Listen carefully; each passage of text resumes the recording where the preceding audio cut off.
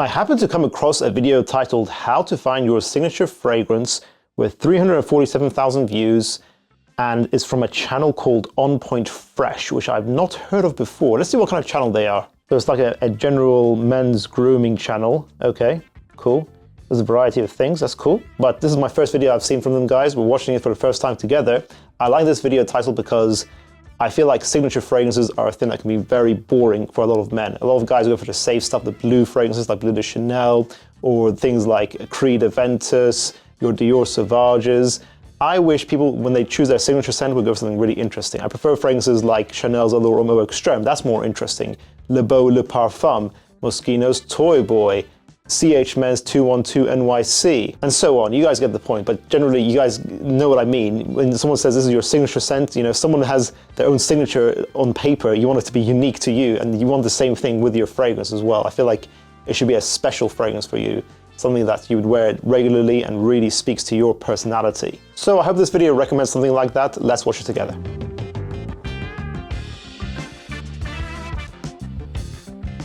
Hey guys, if you don't know already, Atrium Fragrance, our own fragrance brand, will be releasing our office fragrance titled Mr. Elegance. It'll be the next release coming out in January 2024. However, this release is only available as a pre-order for 5 days in the last week of January for a maximum of 400 bottles. To make sure you do not miss out on this release, click in the description down below to be notified of when it's going to be available so you can acquire your bottle. Thank you. You want to be the type of guy that everyone talks about how good you smell. People should know you've entered the room before they even turn around. Okay, can we just talk about that Tobey Maguire scene in Spider-Man 3? We all know that is just a notorious scene. We all get flashbacks when we see that. This is the power of having a signature scent. Fragrance is a personal statement, as it's all about how the scent smells on you specifically and how it's perceived by others. Finding your signature scent can make you turn heads and make a lasting impression that says, I have arrived. In this video, we're going to go through some fragrance rules, types of fragrances, how to select your signature scent, and much more. I think that's a very good point. Yeah, a really good signature fragrance can make a powerful statement. I think is important. So I'm glad he's talking about this, and the topics he's mentioning here sounds quite interesting. I think this should be a good video. The unbreakable rules of fragrance. Let's go through some fragrance rules that should never be broken. Number 1, hygiene comes first. Fragrance is what you add to your body after it's been cleaned. It's not a method of covering up BO. You will only ever apply fragrance on a clean body. Nah, guys, don't worry about that. I haven't showered in 8 years. You're fine, guys. Carry on spraying. For clarification, I am kidding.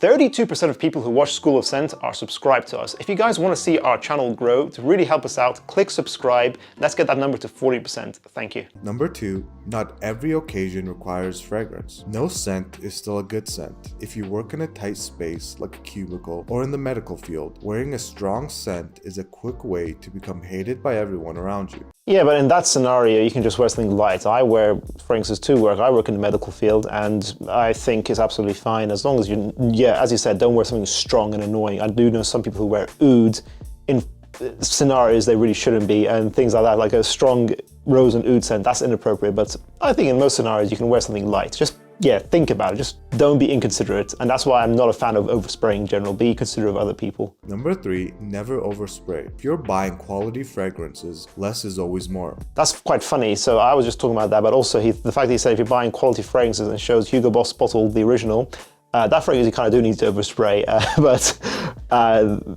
it's a nice fragrance, but it's not the best. A lot of the Hugo Boss stuff isn't that great. Stick to 1 to 3 sprays for daytime or work time hours, and 3 to 4 sprays for the evening or when you're going out at night. So the number of sprays really depends on the fragrance. You kind of have to judge it by your nose, but make sure you haven't gone nose blind and you're over applying and annoying everyone else. You've got to be careful of that. Number 4, expensive isn't always better. There are plenty of amazing fragrances for guys on a budget. If your taste is more luxurious, you can always find discounted perfumes from reputable sellers on eBay or FragranceNet. Yeah, but if you're buying from eBay, make sure you look at the user who's selling, make sure they have a good reputation score.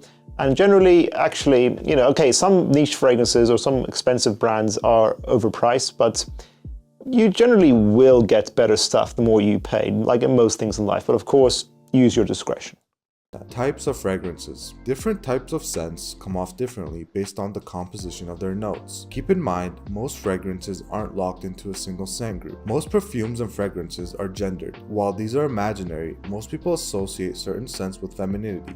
Yeah, hold up. Did anyone see that collection picture? I swear he took that from one of our collection review videos. While these are imaginary, most people associate certain scents with femininity, like flowers, vanilla, and sugar, and masculinity, like wood, leather, and smoke. That is true. I think perfumes should have genders, in my opinion. What do you guys think? Wood, leather, and smoke. I recommend wearing more unisex and lighter masculine scents during the day while you're at work or school. Fresh fragrances are usually citrusy and oceanic and have hints of green. They are typically refreshing and vibrant smells and sometimes herbal and leafy scents. Floral scents vary widely based on the floral composition. Soliflores are single flower fragrances like pure rose or pure jasmine. Oriental fragrances are often warm, sweet, and sometimes a little spicy. I don't know why he keeps flashing all these outfits. Is he recommending you wear these different fragrance families with each of these outfits? I'm not sure. What do you guys think?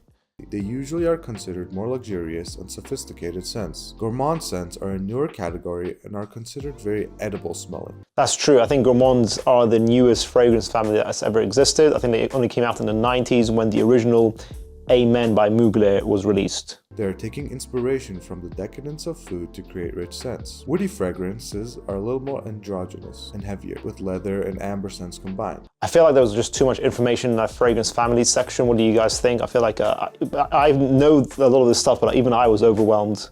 How to wear cologne. Layering. Layering your fragrances is a really cool way to experiment and create a whole new scent that no one So he does watch our videos. Is a really cool way to experiment and create a whole new scent that no one else has. This doesn't mean just mixing different clones together. For example, okay, I'll be honest with you guys. I'm literally watching this video for the first time. I was not expecting to see myself on there. I am blushing. if you use a peppermint body wash, mixing it with a vanilla-based fragrance can create a scent that really works great together. You get the idea. It's all about experimentations. Yeah, I generally think go for light or neutral scented body washes, and then you can just do whatever you want with your own fragrance afterwards.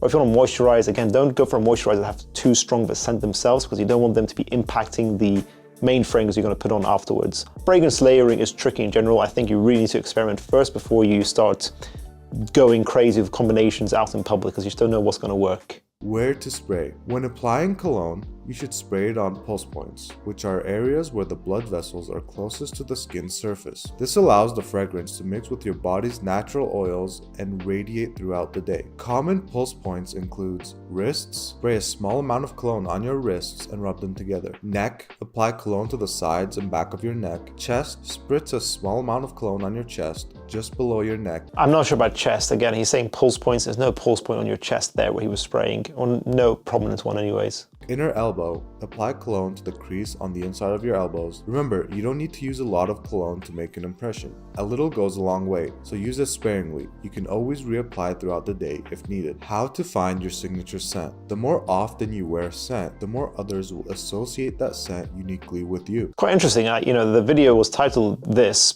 this section we're watching now, but he actually covered a lot of good content, a lot of information in a very fast amount of time, which is quite impressive. What do you guys think? It's very packed, this video so far. Do you agree or disagree?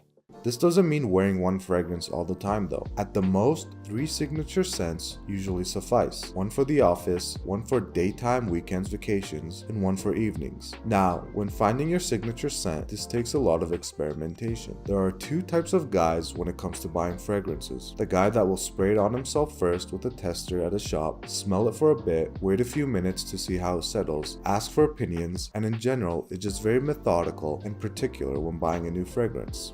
In fairness, if I was looking for a signature scent, that's the way I would go about doing it, because I feel like, as you said, it's something as important as your own signature scent. You really should take your time with researching, experimenting, seeing what works for you. But you also have the blind buy giga chat. This is the camp I fall into. If I see a fragrance online with a catchy name and a cool design, I usually blind buy it. Sometimes it works out great and other times it doesn't. But see, would you do that for your signature scent? If you're looking for a signature scent, I feel like maybe for the later on fragrances in your collection, maybe go become a blind buy giga chat, as he said. But I don't know, I feel like it's just very risky for something that you're gonna have people associate you with. The thing about fragrances is they smell different on everybody, and sometimes you will hate the fragrance at first, but come to eventually love it. I'm a blind buyer, and this just works for me. Through my experiences, I have found 3 fragrance houses that I really like and I always recommend. Number 1, Tom Ford. Tom Ford fragrances are usually very expensive, but they have extremely unique scents and they're very high quality in terms of ingredients and lasting power. Let's see, Tom Ford, maybe he's thinking of the older stuff. You can get some bad fragrances in Tom Ford as well, so I don't think it's a good idea just doing blanket statements where you recommend an entire brand.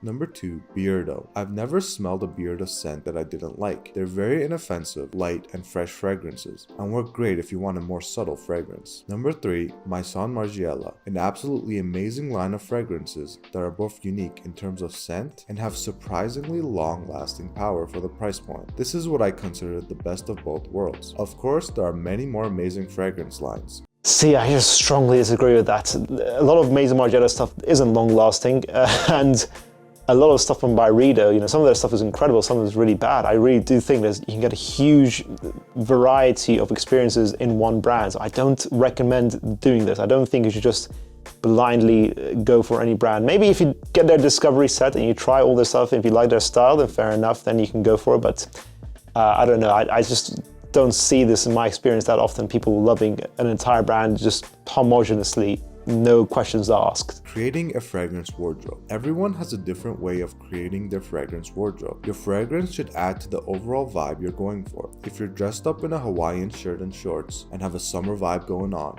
you want a fresh and light summer fragrance. If you're dressed more formal and are going for dinner late at night to a fancy restaurant, you want a more masculine and woody scent. You get the idea. I like to match my fragrance with my outfits. Here are a few examples you can take inspiration from. Number 1, Beardo Mixed Emotions. Number 2, Margiela Replica Matcha Meditation. Number 3, Louis Vuitton Element Sight. Number 4, Maison Margiela Bubble Bath. Number 5, Louis Vuitton Ombre Nomade. I have over 20 fragrance recommendations based on outfits on our article below. Okay, interesting. And I like the idea of him giving you some motivation and some inspiration with outfits for certain fragrances. That's kind of cool. What do you guys think? Do you actually apply your own fragrance based on the outfit you're wearing of the day? Do you apply the outfit first, then the fragrance, or the other way around? Let me know what you do, guys, in the comments down below.